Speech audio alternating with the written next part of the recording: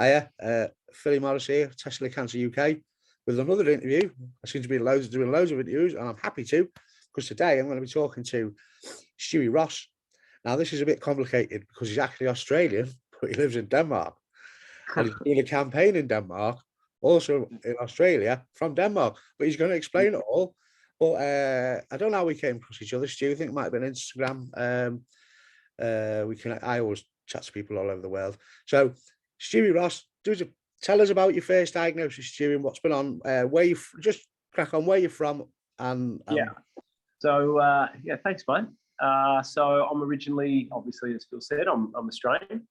I was diagnosed in 2007 for the first time as a 23-year-old, which was like any 23-year-old when you're diagnosed for the first time is a huge emotional turmoil that you go through. You're told you've got testicular cancer. You just hear the word cancer, and it's your world just comes crashing down. But it all moved pretty fast from there. I had an ultrasound, and then I had surgery on it to remove it. Then when the surgery was done, they took a biopsy. They found that it was a non-seminoma. Yep. But because they weren't sure if it had spread anywhere, they just wanted to be really thorough. So then I had 8 rounds of radiotherapy that first time, and then just 1 round of chemotherapy to finish it off, just to flush everything out, just to make sure they hadn't missed anything. So that whole process went for over about 2.5 months. I was really trying during that time as well just to be my normal self as much as I could. But the big thing that happened probably at the end of it is that I went back and tried to play footy a couple of weeks after I finished radiotherapy, which probably wasn't a great scenario. I think as well, I really tried that first time around to, I really tried to, once everything was done, I just really wanted to move on straight away. And like anything, when you're told you've got cancer and you try to bury it deep down, it's going to manifest itself in some way, somewhere along the line. And that really probably manifested itself, 12 months down the line, where my emotions were out of control. I was probably not my normal self, so much so that my mum and dad probably said, they'd lost me a little bit. It wasn't the normal Stuy, just drinking a lot, not doing my normal self. And I just didn't have a really good grasp of myself. I'd lost myself, actually, is what had happened to me. You played Australian rules football at a high level. Yeah, I was at sort of just a local level, but not a bad level. So league level, I guess that was the thing as well that really helped, because I guess I didn't really speak about it too much after it happened. I just really wanted to move on as quickly as I could. But what did start to help me heal after I went and seek some help and sat down and spoke to someone was that when I started to talk about it with the boys that I was playing footy with, all my mates, that really started to help me heal. And the way I started to do that was I obviously got fake testicle put in, and having the fake testicle put in, it was a good way to say, do you want to touch my fake testicle? And then from that, I could speak about it. And that was a really good way for me to start to break down and verbalize and talk about what it was I'd been through. I think that was probably the biggest thing, mate. I mean, as males, we're so, and for me especially, you just hold everything in. And then for me to be able to start to open up and talk about what I've been through, that was a really good way for me to start to heal. So I probably took about 12 months, 18 months down the track that I started to feel myself again. But it was a huge thing. Didn't really feel like I had anyone to talk to. I didn't really want to show any weakness. I just wanted to be my old self. And I wanted to show, after I'd been through everything, that I could just come back and be the person that I was. I didn't want to I didn't want to be seen as different. I didn't want to be seen as Stuy, the bloke who had cancer. I just wanted to be, oh, Stuy's had cancer. Look at him. He smashed that. He's back doing everything that he used to be doing. But in doing that, that had huge ramifications on me from a mental and emotional point of view. Right. And that really manifested itself, as I said, like 18 months down the track. I was in a really not a great space, but being able to talk about it then afterward and bring humor into it really helped me heal. And it was really good after that. So then I'd always bring up my fake testicle. Do you want to touch it? And I was happy to talk about people, more than happy to talk about it with people. I didn't really know too much outside of what I'd been through. I didn't really know any organisations or anything that were helping men.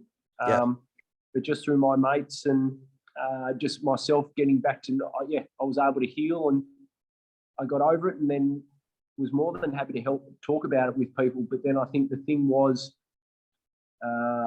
in 2017, almost 10 years to the day to the first one, I found another lump in my other testicle. And to be honest, I thought this time around it was just a cyst, because I knew all the results. I'd been through my 5 years of checkups and remission and things like that. And they say that there's a 2% chance that it could potentially come back in your other testicle.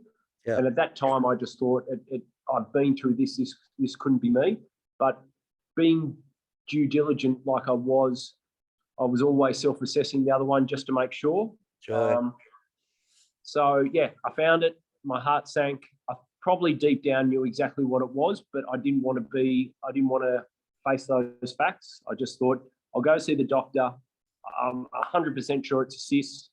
The doctor, my local doctor here in Copenhagen as well, said, it could potentially be a cyst, but she didn't want to rule anything out due to my history. So she sent me straight off to the urologist, and I got on the urology table. They did an ultrasound, and it was, again, just the big black mass that I'd seen 10 years before, that big tumour that just engulfs part of your testicle. And then at that stage, and I've spoken to doctors about this as well, and the urologist here who I've become had a few conversations with. It's just, you just go black. You just don't hear anything. Like you're suddenly being told you've got, that looks like a tumor. Well, they know it is a tumor, and very likely it is a cancerous tumor. And then they start to talk to you, and I just didn't hear anything. And then all of a sudden, all you start to hear is like hormone replacement. You start to hear, have you put swimmers or boys on ice for children? And then all these things. And then all of a sudden you have all these things that run through your head. It's like, okay, well, I'm losing my second testicle. Does that mean, am I going to be myself? Am I going to be a man? Am I going to be able to have sex? Children are now suddenly off the table.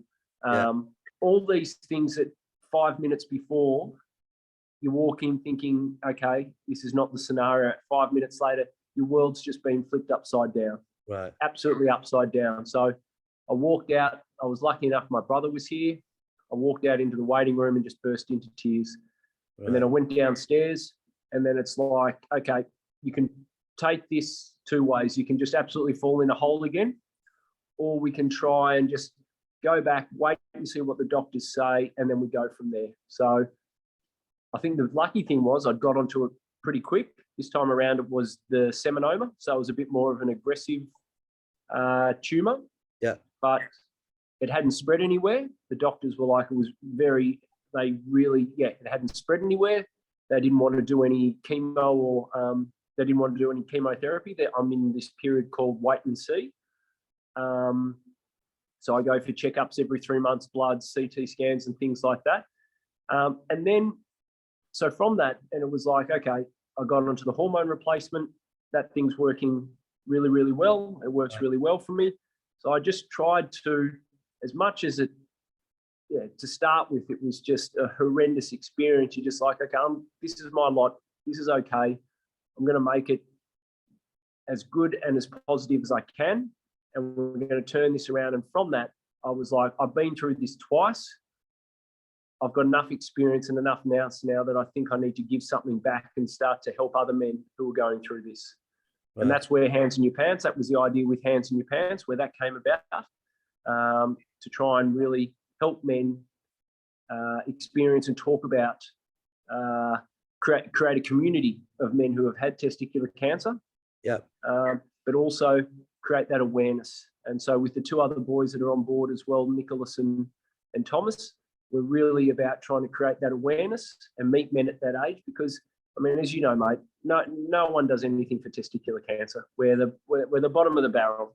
Like, it's like absolutely the bottom of the barrel. Like, and I got an email. I was trying to get awareness things going in Australia, and the Cancer Council, or Cancer Victoria, messaged back saying, yeah, it's not one of the big things, so we don't even really encourage men to be self-assessing because it's so small. And then my response to that was like, well, what about the 15, 16, 1,700 men that are diagnosed with it each year? And you're telling them that it's not really that important. So, and I mean, we know, it's like men as a whole aren't great at talking about how they feel, or talking about the emotions they go through, like I was when I was 23. But it's just about trying to create a community and create awareness, so men do start to check their nuts. I think that's really what is the essence. I just want more men to be able to, we, as in Hands in Your Pants, and Thomas and Nicholas and Hans Peter, who's come on board now as well, we just want more men to check their nuts, so that they know how to check their nuts and know what they're checking for. So then if they do find something, get to the doctor, but they know if they get to the doctor that things will be all right, and to know that if they do go through something, there's a network of men who have walked in their shoes who will be there to support them through it. Right. Because it's true. I mean, I know you were in a macho sport, and then you're Australian, which is 100% macho. We all know that, maybe. To bottle it up, well, maybe that's not the word, bottle up, but maybe put it to the back of your head because you're in the environment where you didn't want to show any weakness.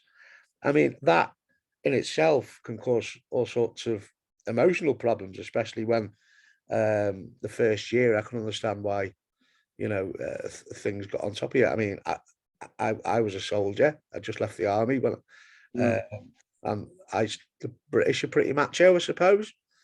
Yeah, especially around the Liverpool area, So yeah, it's like you said, the bottom of the barrel. I mean, I don't think I've ever heard anyone say that. Like, we don't really want people to check, but it's hard to believe they said that too. Yeah, it's. Yeah, I hear it a lot. I hear it a lot. I mean, I don't get me wrong. I mean, you've got kids cancer, you've got women with all sorts of. There are more dangerous cancers. I get that, but. Exactly. The way I see it, if a young fella has testicular cancer and he's 22, 23, whatever, when he's meant to be starting off in life, to have the worries of, am I going to have kids? Are girls or boys' partners going to laugh at me because I'm missing a testicle? Is it going to come back? Because people don't realise, Stewie, me and you, I mean, we know what it's like going to checkups. You get the pains and aches checkups. Is it going to come back as it spreads? You get a pain in your shoulder, you think it spreads your shoulder. So all this adds up, and you're right, lads need to talk about, because over the years, I've been doing this for years, lads are a bit different from women. They come in our support forum and they go, I've got a pain in my shoulder, and I've got a scan in a couple of weeks. And you say, it's probably the worrying that men do have little psychological aches and pains, and they go, oh, okay, and then they leave the forum and you don't hear from them for months. Yeah. But it's good to support network. So it's Stu. But it's just that one thing before you, like, that's that thing that you were just talking about before, Phil, like a 21, 22-year-old man who comes in, is diagnosed with that, has to go through all those things that you talked about, loses a nut, might have to put some boys on ice, might actually find out at that point that his boys don't work, so he's sterile or anything along those lines, but then doesn't get treated or diagnosed or followed up properly. So then he doesn't have the right amount of testosterone floating around, and then everything that goes with that as a 21-year-old, sexual dysfunction.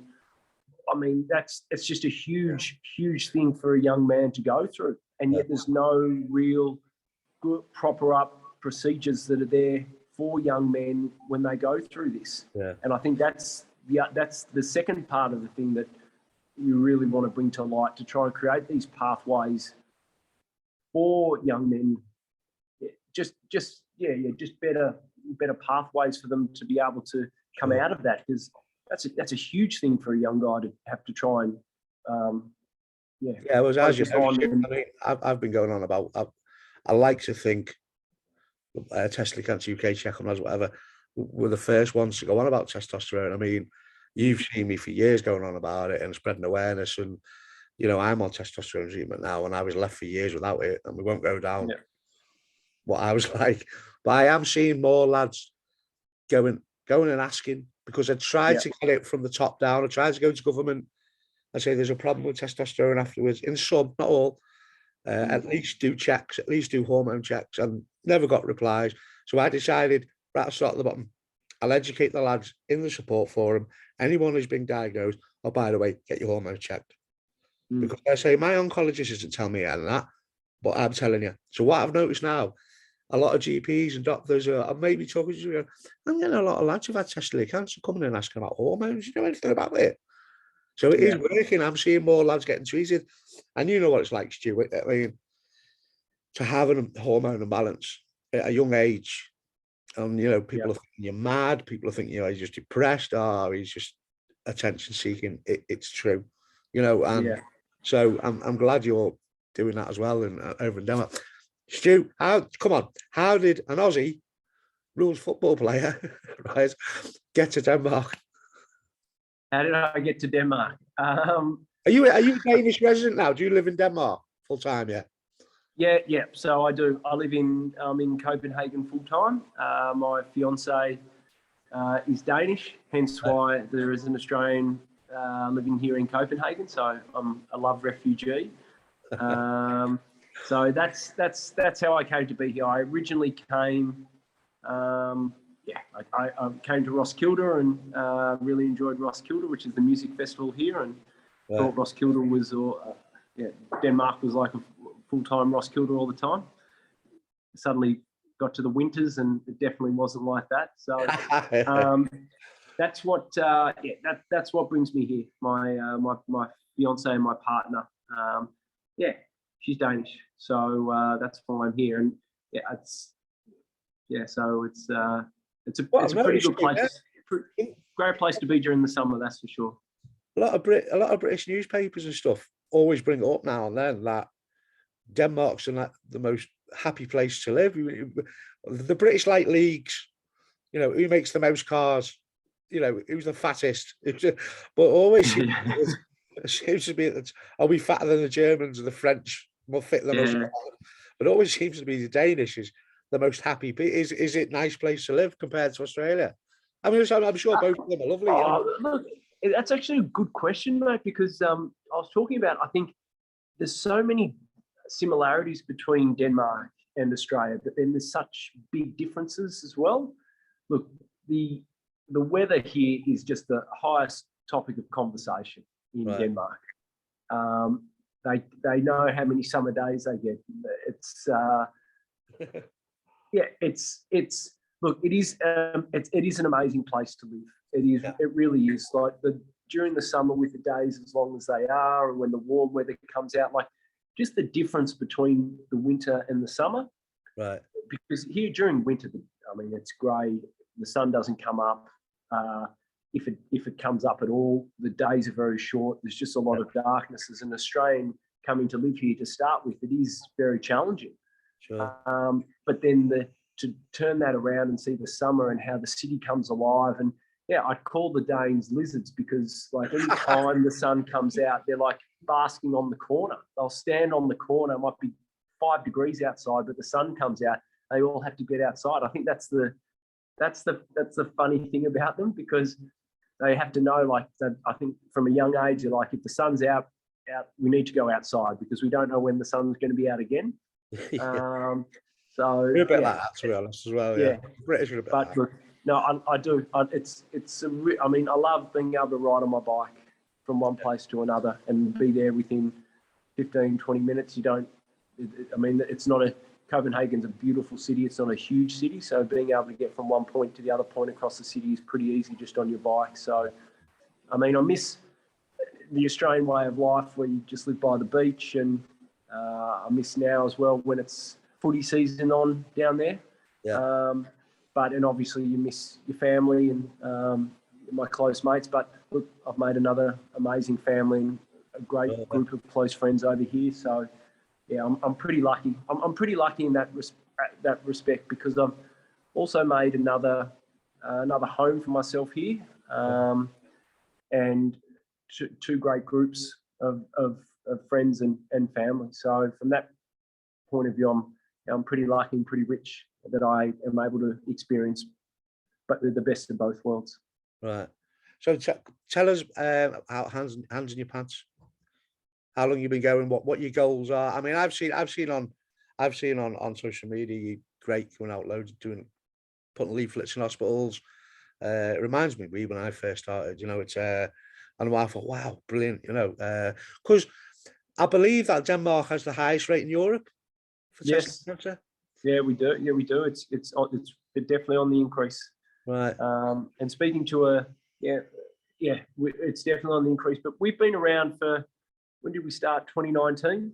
Right. We first got together. So obviously myself and then Nicholas and Thomas. And yeah, basically the idea was to start to raise awareness of testicular cancer. I think Nicholas comes with a big public health background, and he could see that there was nothing being done in this avenue at all. And so I think when I first spoke to him about the idea that I had, he really enjoyed it and really wanted to be involved. And then we spoke to Thomas, and Thomas is extremely creative.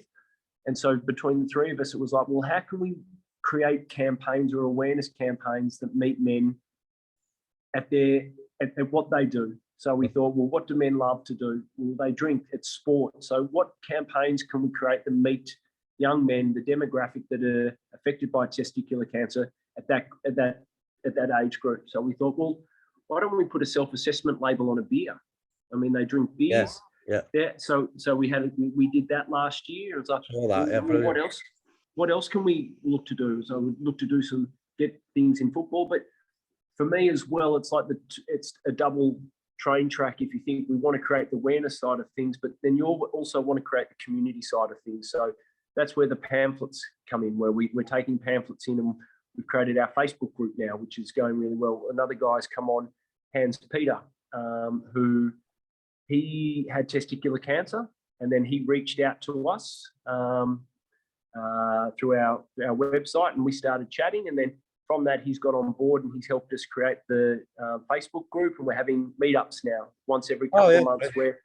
And I mean, it's I don't know how you found it when you first started, but it can be slow at times. A lot of men that we speak to want to come to our meetups, and they say they can't wait, but then seem also then reluctant or nervous to want to speak about it because there is some shame there. There is a reluctance to want to open up. But we had a meetup in May, and two new guys came along, and mate, it was brilliant. I must say it was brilliant because they both walked in, they didn't know how it was going to go, and then they both shared their stories, and they both walked away feeling so much better. And like, I walked around probably for the next 5 days feeling so great, because it was like, this is why I wanted to do Hands in Your Pants. I wanted to try and help these men be able to start to come out of themselves and talk about those feelings or emotions that are weighing them down, that they're reluctant or not wanting to talk about. So that's what we're doing at the moment. We've got a few things in the works. We've been lucky enough to get a little bit of traction in Australia. We're going to make some tradie undies. I don't know, tradie undies are a big underwear company in Australia. And they're going to start by putting our self-assessment guide on all of their merchandise throughout Australia. We're going to make a beer. You're doing Denmark and Australia. You're trying to do both, yeah? Yeah, we're going to try and do both and just try and work it from both. So the tradie undies in Australia, we'll make a beer in Australia as well that will come out. Both will come out in collaboration next year with Testicular Cancer Awareness Month. Last year, we also tried to do, I think we spoke about it, but we did the big nut walk, where we tried to walk the biggest shape of testicles ever seen before in the world. And that was a great day. We got a chance to get out and talk to a lot of men, and we really enjoyed that, and we'll aim to do that again probably next year. But I think we've talked a lot about trying to do it on different continents at the one time. So we're doing one in Melbourne with the launch of the beer, and then we do one here in Denmark, and then I know the guys in South Africa love your nuts. They really like that maybe we could do in South Africa as well. And then I don't know if you boys want to do it there. So we're doing it on a few different continents. The Big Nut Walk in the biggest shape of testicles, just to help raise awareness. So yeah, but that's what I saw that. Yeah, I saw that. Brilliant. Yeah, I'm trying to think. It's testicle. Yeah, I've got. I did see it. Sorry. Yeah, but I mean that's where we are at the moment. Look, it's been a journey, but it's an enjoyable one, and it's just about trying to give back. I think that's the most important thing, and that's the thing that means the most to me. If one man can come to one of these catch-ups, or if one young man can see our awareness campaigns and then go away and say, okay, and then if they know, then they have a friend or a brother or someone that is diagnosed with testicular cancer, then they know there's a place that their friend can come and get some advice. And if we can just start to help 1, 2, 3 men, then that's all I want. That's all I want. I would love there to be a hands in your pants for 23-year-old Stuy, for someone to be able to talk to me when I was 23 and just say, mate, just breathe. Like, there was no one around. Yeah. I would have loved to have been able just to go and speak to someone who had been through it. That's why mate. Yeah. That's why I did. mean, like, I lost my marbles in different ways for a while after. So all brilliant. I'm hopefully going to meet up soon, Stu. I might come over to Denmark for a beer. I know it's mate, you've been saying that. About 100 quid for a beer over there, but yeah, it is. She's a little bit on the expensive side, mate. She's a bit on the expensive side. I don't drink much, so one will do. Not anymore. Please, Stu. Tell everybody you're in your Twitter, your Instagram, your website. Yeah, so our website is www.handsinyourpants.com. You can just go to that. We've got a whole lot of information there as well. You can go down to the bottom and donate to that as well. And we've just got a bit of information there that talks about who we are, why we came about, why we're doing this. You can go to Hands in Your Pants. It's just Hands in Your Pants at Instagram. So Hands in Your Pants _00 at the end. At Hands in Your Pants _0, and that's our Instagram. And that's just, and then we've got the Facebook group as well that you can go to, and they're our socials at the moment. All those links are on your website.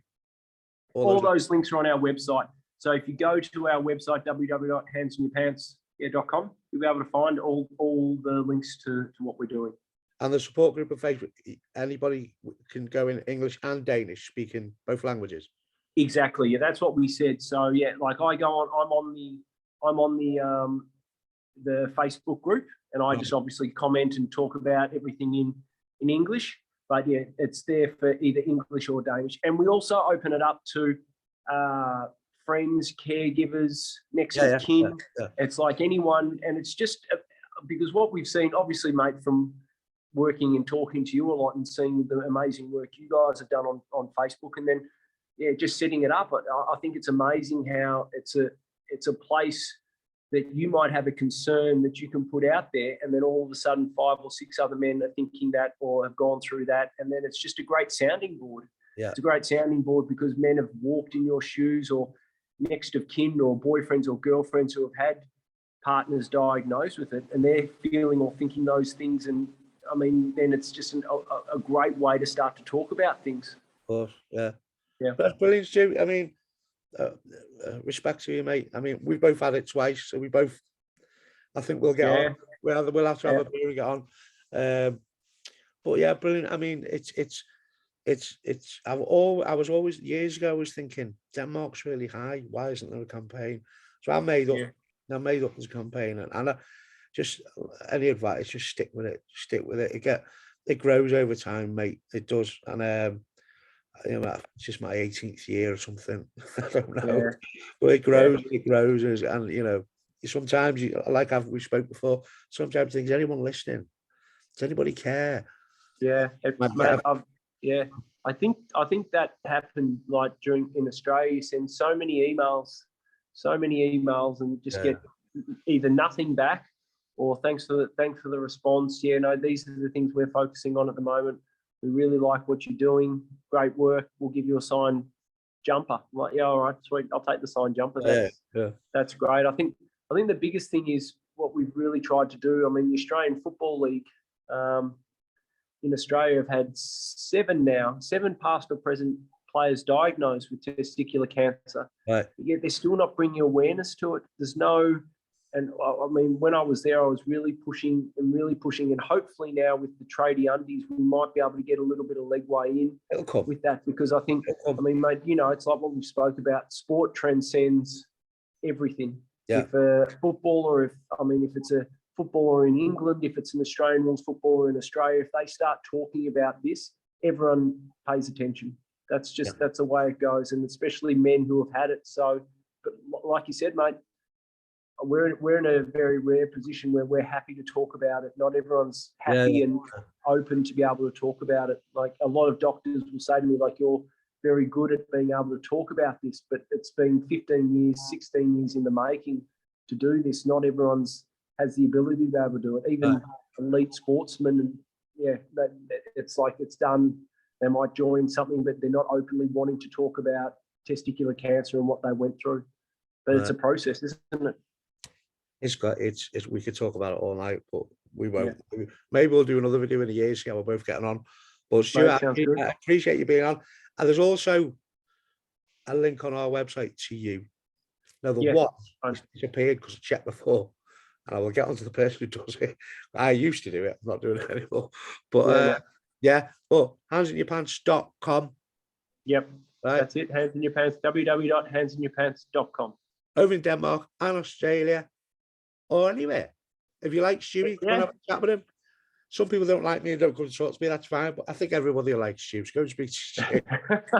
If you don't like me, speak to Stu. How's that? Yeah, that's. I'll put my hand up. I'm happy. I like you, mate. You're okay. I think. No. Okay. Yeah, I'm a bit of a narc, but there you go. But yeah, I was 50 last week, so yeah, I'm getting on a bit, Stu. I'm a bit ahead of you. But I appreciate that interview, mate. It's always nice to speak to you. We'll have to speak offline soon, and EasyJet apparently to Denmark from Liverpool is about 40 quid return. Mate, thumbs up. That is shut up and take my money, that is. That's not too bad. I might bring a couple of lads with me as well.